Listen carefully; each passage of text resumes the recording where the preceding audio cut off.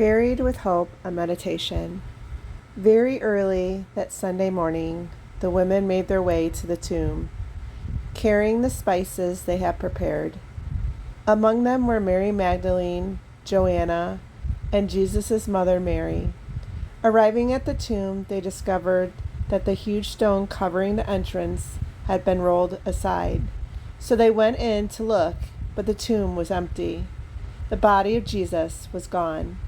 They stood there, stunned and perplexed. Suddenly, two men appeared above them, dazzling white robes shining like lightning. Terrified, the women fell to the ground on their faces.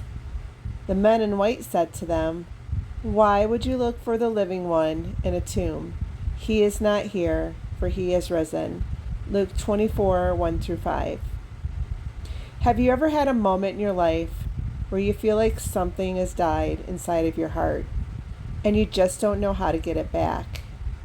Maybe it's not a moment, but many moments that have led you to this deep, dark night of the soul.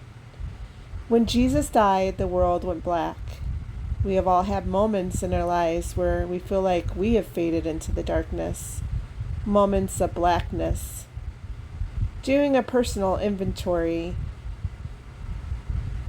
can feel a lot like this. At least it did for me. I had been in recovery for codependency for a while, and I knew it was time to take that step, the dreaded step 4. I was preparing my heart to look back, to unlock the door to all my resentments. But God was there helping me all along, just like He was there the day the women went to visit Jesus, to visit the one whom they lost.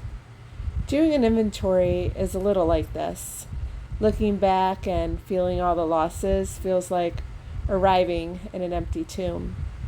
But God meets us there. He gently walks us through in His love. Just like the angels comforted the women, He comforted me too.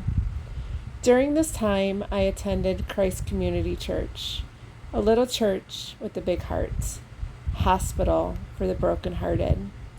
That Sunday, our pastor talked about dead things and how Christ can bring them to life. I needed this hope. He said we were going to write down all the things we'd done and have been done to us, and we were going to bury them in His backyard.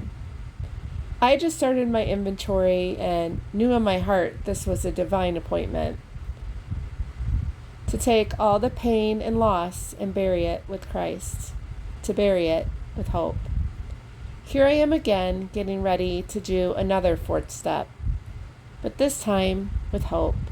Remembering this moment standing in Pastor John's backyard so many years ago, taking all my shame, pain, resentment, and loss and burying it. It's been over 12 years or more since that day, and so much healing has occurred because I buried it with Jesus. Now I feel more like the women who ran to the disciples and told them that Christ had risen. I once was buried in shame, buried in pain, buried in so much loss. Now my heart has risen in hope.